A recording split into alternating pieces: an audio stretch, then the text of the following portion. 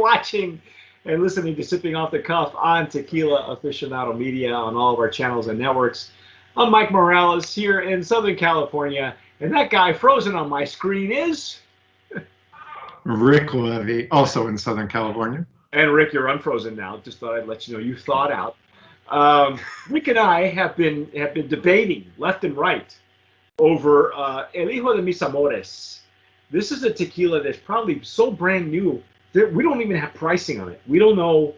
I know it's being imported through a company in Rosenberg, Texas, which I want to thank personally for making this happen. Anyway, this is the Anejo that we're about to dive into. I just broke the seal on mine.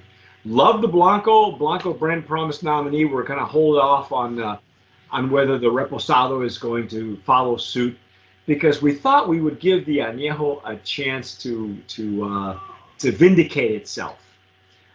So we're just going to pour the Anejo in our. I'm going to use my Glencairn.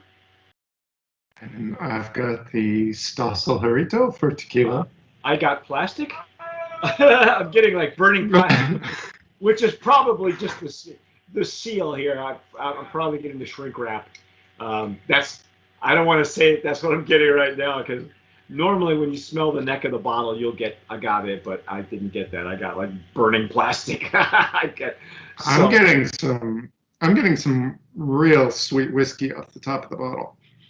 Well, again, now the color of the Reposado and the Anejo are almost the same. And this one, both of these have the same red logo and theme to them. They all have red caps. Are they similar in color to you, Rick? The Anejo is definitely more golden for me. Okay.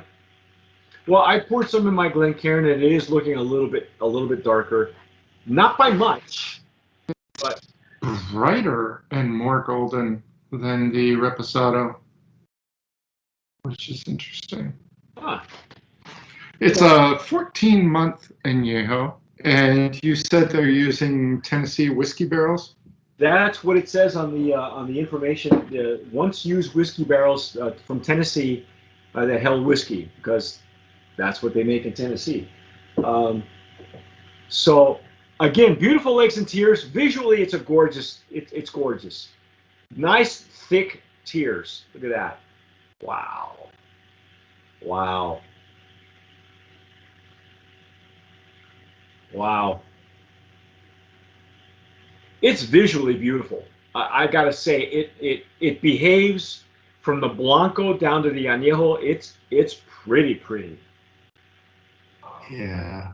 Look at that. Look how thick they are. You know, with every one of these, really hanging on. Yeah, every one of these gives you that good. It looks like you have that nice thick structure that you can get on your palate, and it has. I truthfully, the structure, it's got good structure on so far on the Blanco and the Repo. That is beautiful. That is visually stunning. Very pretty. And Mike, do you have a way to discern the difference between a natural thick structure like this versus one that's created with glycerin additive? You know, glycerin is one of those additives that's really tough to detect because it doesn't leave a flavor, but it reacts. And it does occur naturally in the process as well. Yes.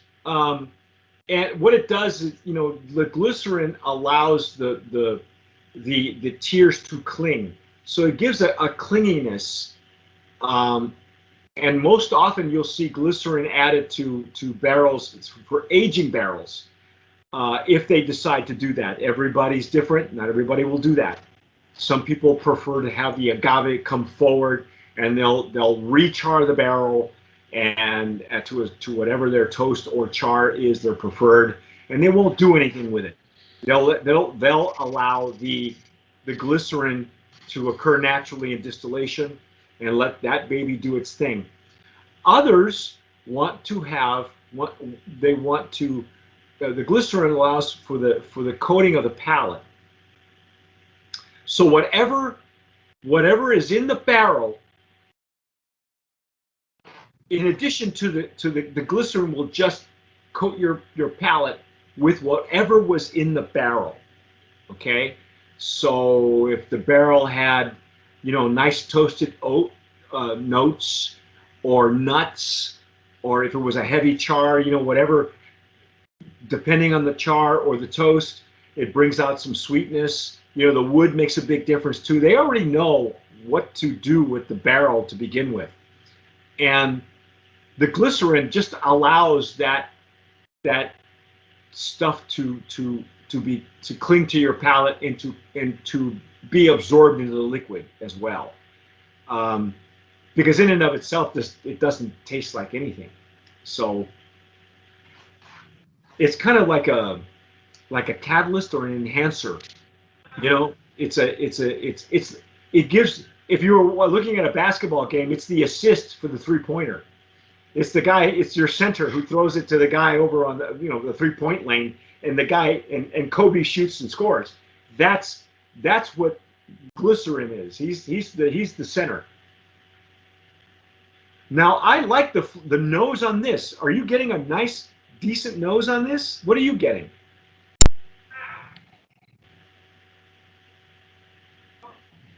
I don't know. See, I'm getting more of the whiskey notes now on this using my Glencairn, which has virtually almost the same kind of chimney as the very similar geometry similar in the Glencairn. I'm getting less of the additive and more of the barrel notes. And I'm much more intrigued with this one. There's a certain amount of alcohol that's coming up as well. And it's almost an aggressive alcohol. I mean, once it's opening up, we just broke the seal on both of ours. So, at some point, the alcohol just kind of puffs right up. And it can be, depending on how long we've let the bottle sit or the sample sit, it can be a little aggressive, but not by much.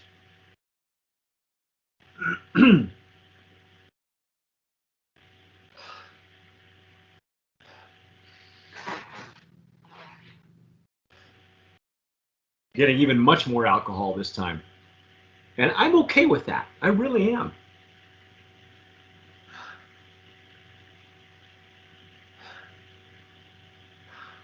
Less and less of the additive, less orange, less of that sweet sugar.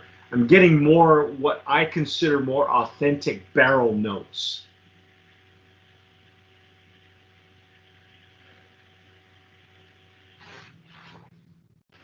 I agree. I'm having the same thing happen with me with the alcohol. I'm getting more of the alcohol. Yeah, there's the barrel notes. I guess on the initial pour, it was either subtle or in balance, so that nothing was really jumping up at me. Okay. Well, it's a substantial amount of time in the barrel. So I am anticipating already more barrel notes. And that could be why the Reposado, they thought the need for an additive in the Reposado, because the juice on its own was maybe not getting the characteristics that they were looking for. And in order to fix it, they thought, well, let's do this with it. That could Do be you it. think maybe just a few more months in the barrel might have accomplished? Yeah. It didn't. Maybe go with a 9-month Reposado instead of a 6-month? Could have been. Maybe, again, financials, there's a lot of variables that we know nothing about that caused them to pull it out of the barrel at 8 months. and said, 6. or 6, and said, let's do this, and then, well, let's fix it with something else. Yeah, if they held it a couple more months, maybe it only took 1 month or 2 months, and maybe they could have blended. They could have done some barrel blending, but of course, the more labor intensive it becomes, the more added cost. Everybody's Unfortunately, we don't have pricing on this yet. It does seem to be new to the market here in the U.S. Not a lot of saturation. Yeah, we don't know. We don't know what kind of outside variables they had to deal with that they couldn't allow it to sit for the extra 2 months to gain the characteristics of the barrel. So they had to do something else with it. Maybe later iterations, iterations. I'm sorry, of the brand of the Reposado, for instance, will be a bit lots. Yeah, the different lots maybe will be a little bit longer. Maybe they wanted to come to the market with a Blanco and Repo and then hold off with the Anejo. Some brands do that. That's cool. Shall we dive in? Yeah, let's dive in. I'm ready.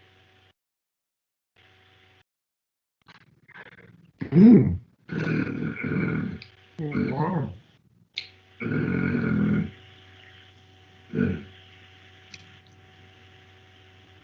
Oh yeah, much better. That's got some really nice barrel sweetness to it on the intake. The honey. I'm getting a full finish. Oh yeah. Oh, I would definitely put this in my Manhattan. Yeah. See, I'm so glad that. Now I'll be honest. I am detecting a little bit of that orange, that over sweetness that we got in the Reposado. But in this case, it's doing what I said that happened with Molly Nolly. It's not detracting from the flavor profile, it's adding to it. It's really dovetails so nicely that I'm okay with it. I'm really okay.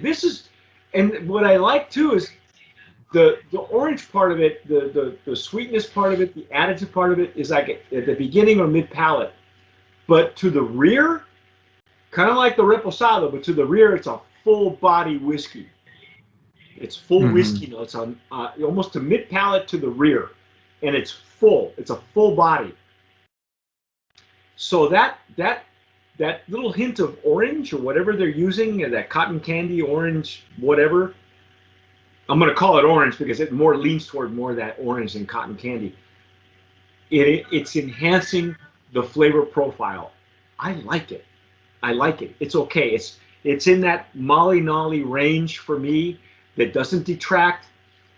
I think the guys would really love this, but like you said, great for cocktails. That Latin Manhattan would shine with this right here. Yeah.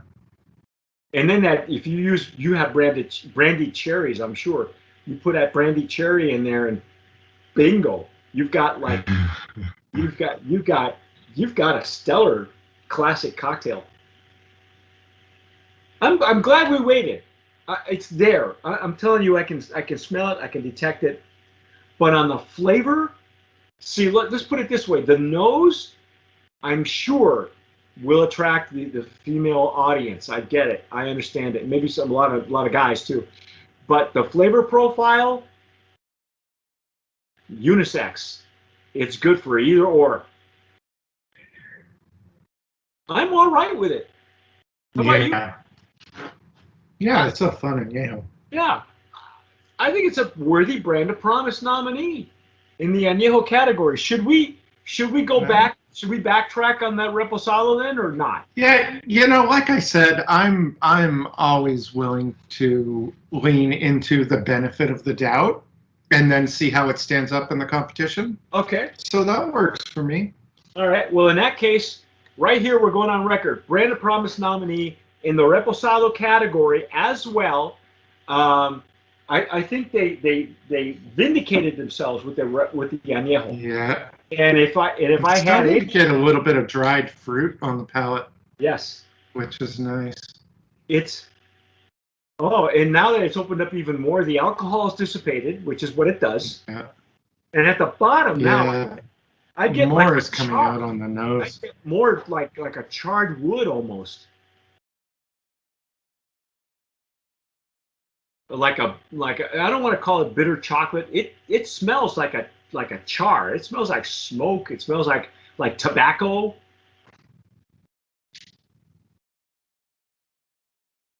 I like that it's not one-sided. There's more facets to this añejo than there ever was in the reposado. If I had any advice at all, not that they're paying Mikey or Rick to give advice, let the reposado sit a couple more months and then see what happens. Yeah. Then see what happens. Because this añejo, I would even want to taste this as an extra añejo, just to put it up against Mali Nali. I would. Oh my God!